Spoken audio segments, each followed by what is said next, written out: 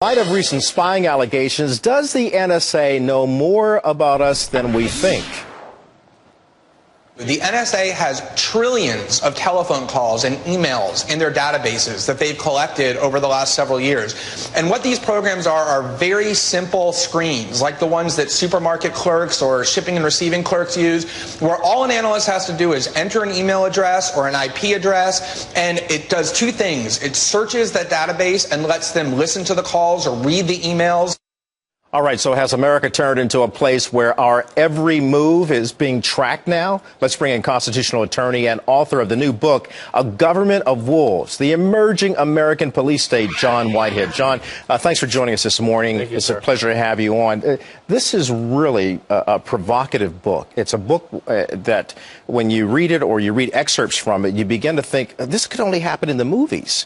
But you're actually stating that this is a real-life police state experience that we're going through in America. Why? Yeah, I call it an emerging police state, but I've actually had people in the military and the Secret Service say, John, your subtitle's wrong. We are in a police state. Like Glenn Greenwald was pointing out, I had an N.S.A. agent visit me a long time recently, and he said, John, at least 1 trillion bits of information are being downloaded from the internet every month. He says your banking accounts, anything electronic, your emails, text messages. We had a Marine we defended who did some Facebook posts.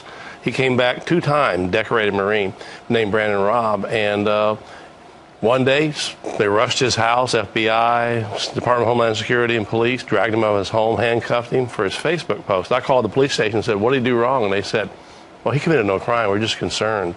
But those are the kind of cases where I'm seeing and I'm involved in, and to be honest with you, it's frightening. And you're also uncovering certain aspects of what's going on, like if you look over history, how people investigated and eavesdropped on Martin Luther King Jr. and other people to discredit them. What are the other things that you try to bring to bear in this for the American people to know about this police state status that is being developed? Well, I commend you for having me on to talk about the police. The militarized police, and I'm not against all police. I have good friends that are cops, but the police have been dramatically militarized. In the 1980s, when I started writing about this subject, the Pentagon started handing out military equipment across the country, 17,000 police units. And today, when you see a SWAT team raid, watch YouTube. They're frightening. They're shooting people. The case of Ayanna Jones in Detroit, 7-year-old lying on her couch in a princess blanket.